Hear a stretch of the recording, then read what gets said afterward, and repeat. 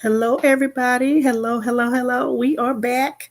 Once again, we are reading Genesis chapter 30 through 33. This is our Bible reading challenge. We are reading our Bible. Make sure that you are liking and sharing. Make sure you tell somebody that we are doing this challenge. Like and share. Grab your Bibles, grab your apps, or follow along.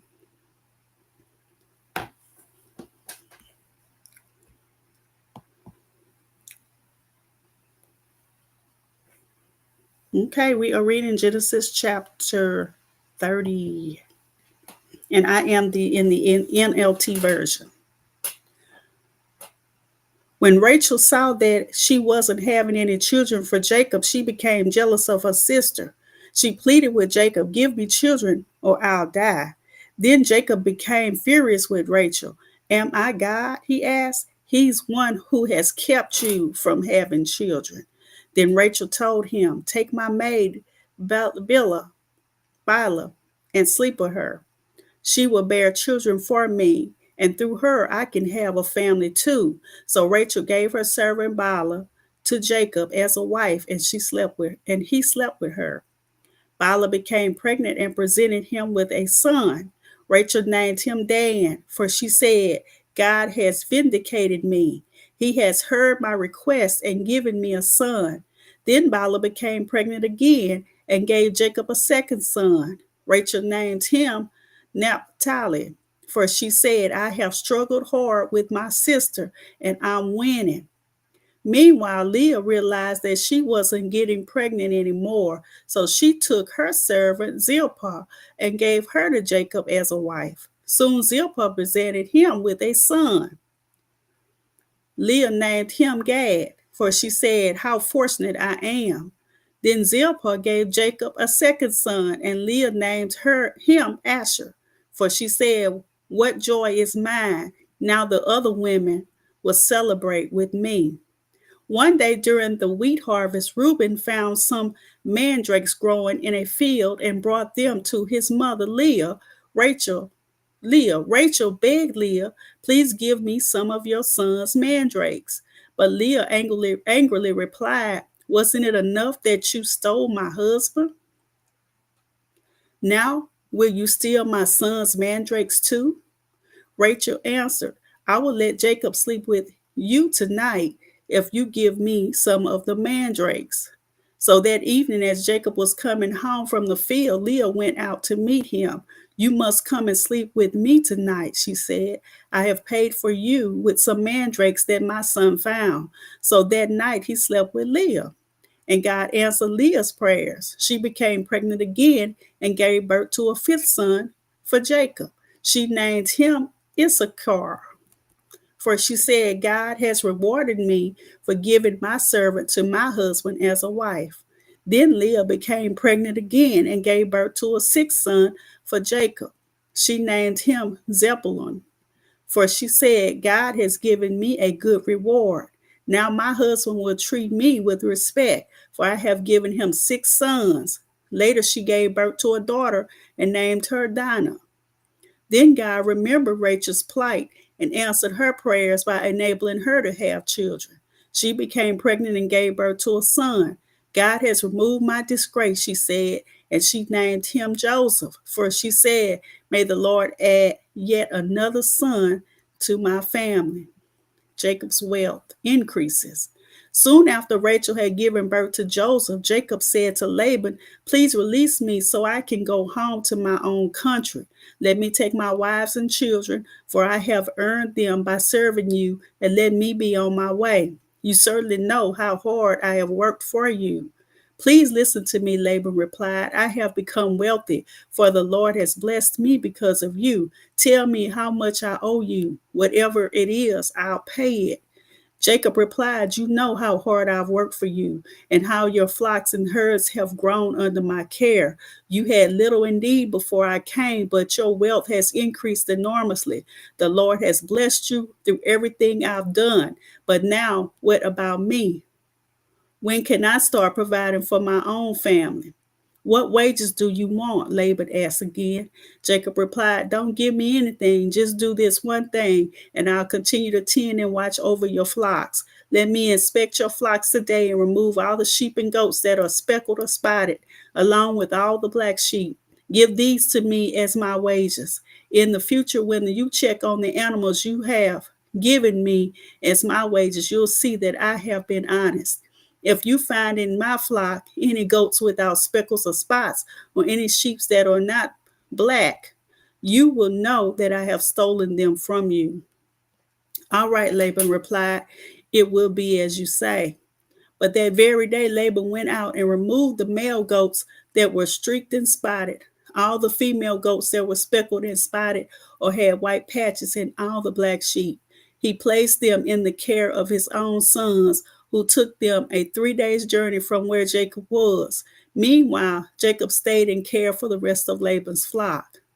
When Jacob took some fresh branches from poplar, almond, and plane trees and peeled off strips of bark, making white streaks on them, then he placed these peeled branches in the watering troughs where the flock came to drink, for that was where they made it. And when they made it in front of the white streaked branches, they gave birth to young that were streaked, speckled, and spotted. Jacob separated those lambs from Laban's flock. And at mating time, he turned the flock to face Laban's animals that were streaked or black. This is how he built his own flock instead of increasing Laban's. Whenever the stronger females were ready to mate, Jacob would place the peeled branches in the watering troughs in front of them. Then they would mate in front of the branches. But he didn't do this with the weaker ones, so the weaker lambs belonged to Laban, and the stronger ones were Jacob's. As a result, Jacob became very wealthy, with large flocks of sheep and goats, female and male servants, and many camels and donkeys.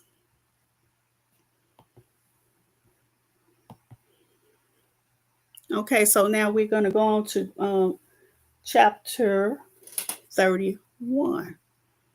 Chapter 31. Jacob flees from Laban, but Jacob soon learned that Laban's sons were grumbling about him. "Jacob has robbed our father of everything," they said. "He has gained all his wealth at our father's expense." And Jacob began to notice a change in Laban's attitude toward him. Then the Lord said to Jacob, "Return to the land of your father and grandfather and to your relatives there, and I will be with you." So Jacob called Rachel and Leah out to the field where he was watching his flock. He said to them, "I have noticed that your father's attitude toward me has changed, but the God of my father has been with me. You know how hard I have worked for your father, but he has cheated me, changing my wages 10 times. But God has not allowed him to do me any harm. For if he said the speckled animals will be your wages, the whole flock began to produce speckled young. And when he changed his mind and said the striped animals will be your wages, then the whole flock produced striped young. In this way, God has taken your father's animals and given them to me. One time during the mating season, I had a dream and saw that the male goats mating with the females were streaked, speckled, and spotted. Then in my dream, the angel of God said to me, "Jacob, I replied, 'Yes, here I am.' The angel said, 'Look up, and you will see that only the streaked, speckled, and spotted males are mating with the females of your flock. For I have seen how Laban has treated you. I am the God who appeared to you at Bethel.' the place where you anointed the pillar of stone and made your vow to me. Now get ready and leave this country and return to the land of your birth. Rachel and Leah responded, That's fine with us. We won't inherit any of our father's wealth anyway. He has reduced our rights to those of foreign women. And after he sold us, he wasted the money you paid him for us. All the wealth God has given you from our father legally belongs to us and our children. So go ahead and do whatever God has told you. So Jacob put his wives and children on camels, and he drove all his livestock in front of him. He packed all the belongings he had acquired in Paddan Aram and set out for the land of Canaan, where his father Isaac lived. At the time they left, Laban was some distance away, shearing his sheep. Rachel stole her father's household idols and took them with her. Jacob outwitted Laban the Aramean, for they set out secretly and never told Laban they were leaving. So Jacob told all his possessions, Jacob took all of his possessions with him and crossed the Euphrates River, headed for the hill country of Gilead. Laban pursues Jacob. 3 days later, Laban was told that Jacob had fled. So he gathered a group of his relatives and set out in hot pursuit. He caught up with Jacob 7 days later in the hill country of Gilead. But the previous night, God had appeared to Laban the Aramean in a dream and told him, I'm warning you, leave Jacob alone. Laban caught up with Jacob as he was camped in the hill country of Gilead, and he set up his camp not far from Jacob's. What do you mean by deceiving me like this? Laban demanded. How dare you drag my daughters away like prisoners of war? Why did you slip away secretly? Why did you deceive me? And why didn't you say you wanted to leave? I would have given you a farewell feast with singing and music, accompanied by tambourines and harps. Why didn't you let me kiss my daughters and grandchildren and tell them goodbye? You have acted very foolishly. I could destroy you, but the God of your father appeared to me last night and warned me, leave Jacob alone. I can understand your feelings that you must go and your intense longing for your father's home, but why have you stolen my gods? I rushed away because I was afraid, Jacob answered. I thought you would take your daughters from me by force. But as for your gods, see if you can find them and let the person who has taken them die. And if you find anything else that belongs to you, identify it before all these relatives of ours, and I will give it back. But Jacob did not know that Rachel had stolen the household items. Laban went first into Jacob's tent to search there, then into Leah's, and then the tents of the two servant wives, but he found nothing. Finally, he went into Rachel's tent, but Rachel had taken the household idols and hidden them in her camel saddle, and now she was sitting on them. When Laban had thoroughly searched her tent without finding them, she said to her father, Please, sir, forgive me if I don't get up for you. I'm having my monthly period.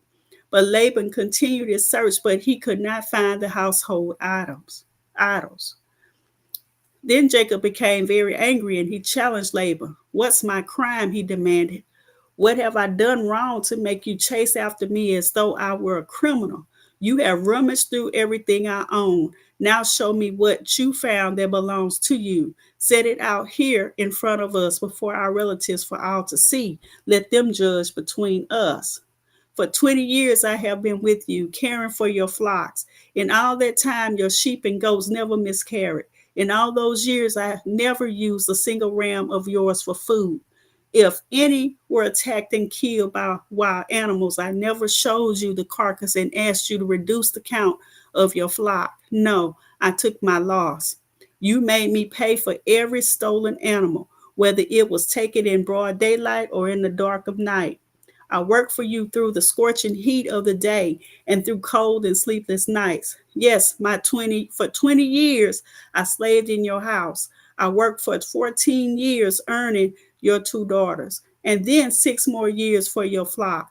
and you changed my ways 10 times. In fact, if the God of my father had not been on my side, the God of Abraham and the fearsome God of Isaac, you would have sent me away empty handed.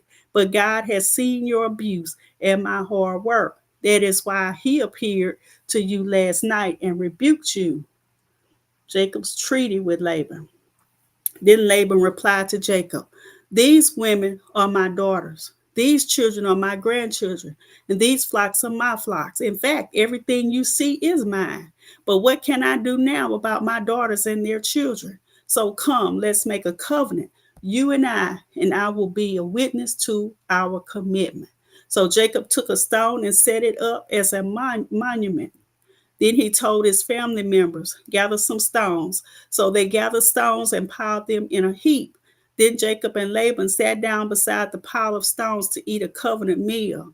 To commemorate the event, Laban called the place Jegar Sethutha, which means witness pile in Aramaic. And Jacob called it Gatley, which means witness pile in Hebrew.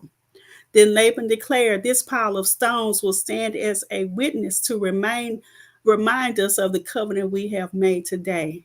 This explains why it was called Gatley, witness pile.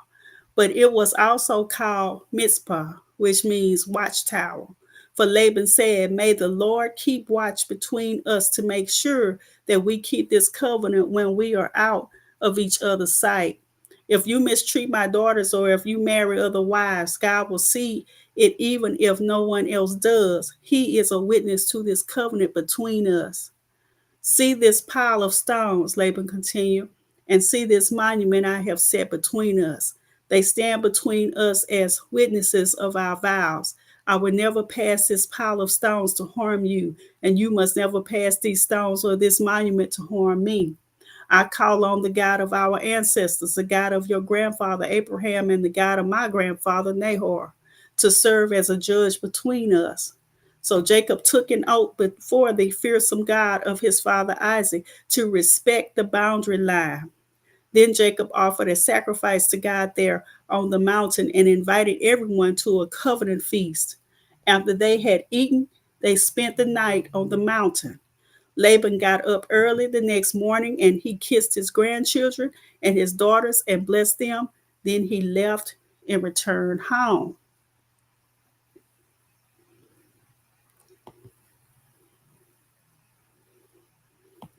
Okay, so we are about to move on to the next chapter.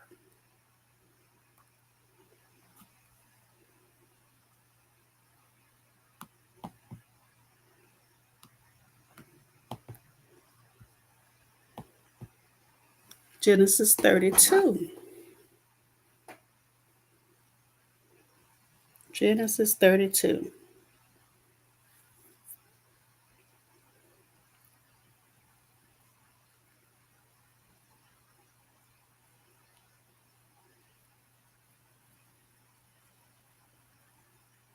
Okay, just check to make sure that we're good. Genesis 32. As Jacob started on his way again, angels of God came to meet him. When Jacob saw them, he exclaimed, this is God's camp. So he named the place Mahanaim.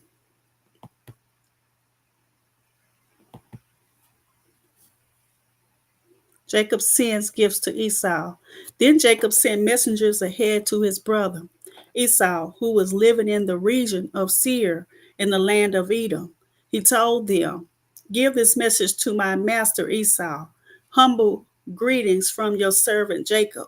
Until now, I have been living with Uncle Laban, and now I own cattle, donkeys, flocks of sheep and goats, and many servants, both men and women. I have sent these messengers to inform my Lord of my coming, hoping that you will be friendly to me.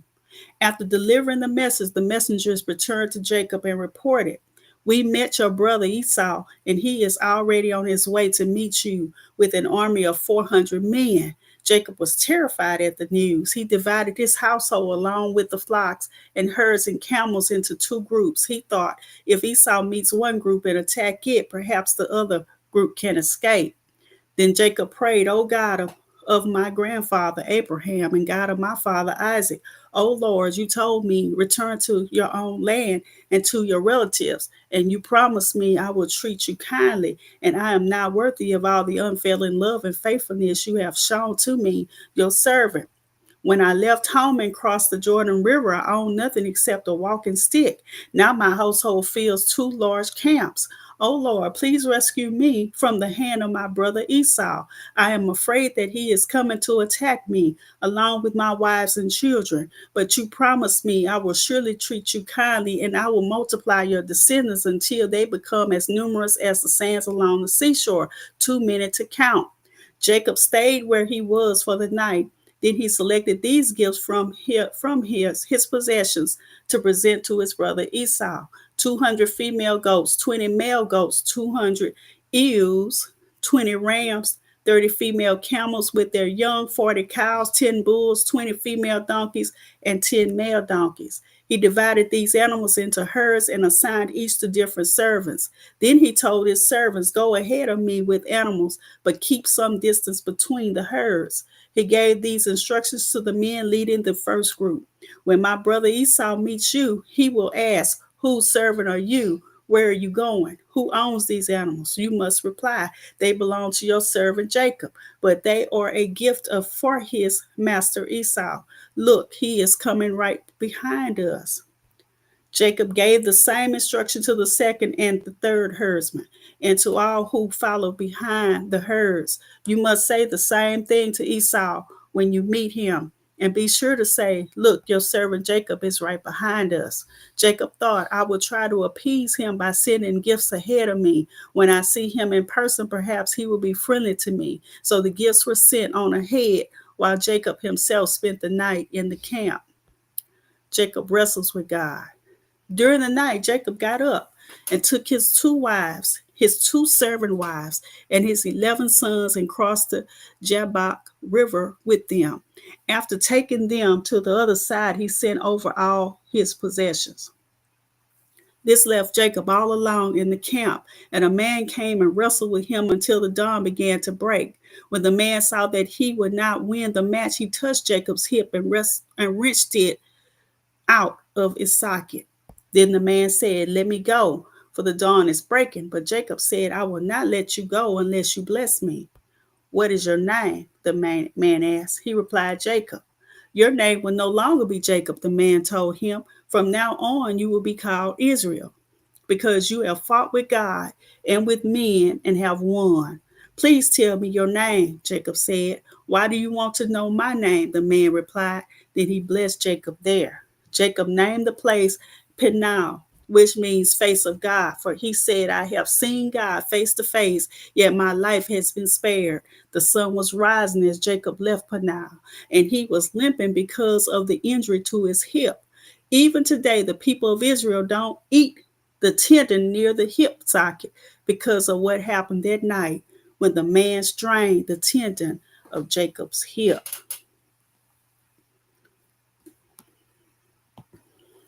So now we are moving right along. We are going on to Genesis chapter 33.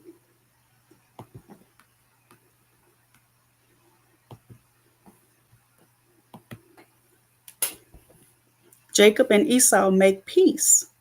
Then Jacob looked up and saw Esau coming with his 400 men. So he divided the children among Leah, Rachel, and his two servant wives.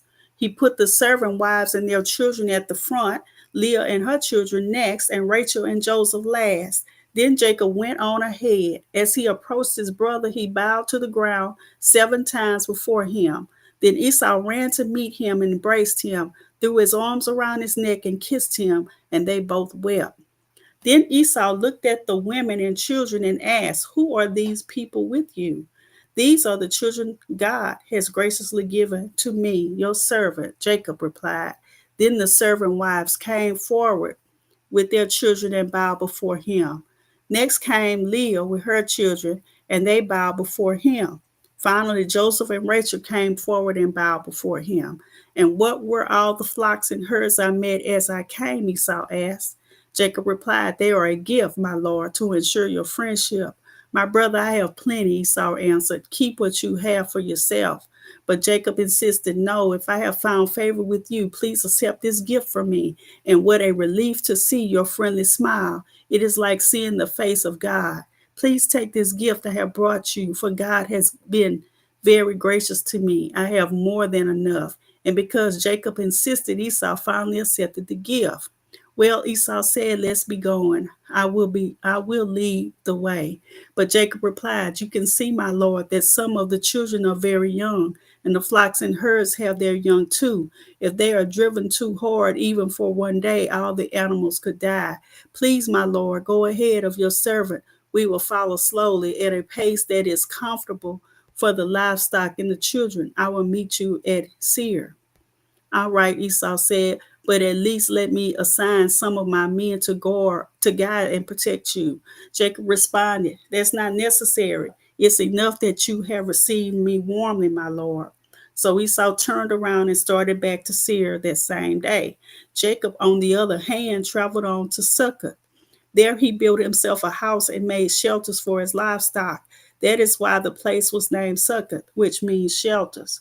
Later, having traveled all the way from Paddan Aram, Jacob arrived safely at the town of Shechem in the land of Canaan. There he set up camp outside the town. Jacob bought the plot of land where he camped from the family of Hamor, the father of Shechem, for 100 pieces of silver. And there he built an altar and named it El Ikoi, Israel. So we have just read from the Genesis, book of Genesis, chapter 30 through 33. 30 through 33. I pray all is well. I pray that this reading has blessed you in a mighty way. And I pray that you will be blessed, like and share. Make sure that you let someone know that we are doing our Bible scripture reading. Be blessed, everybody.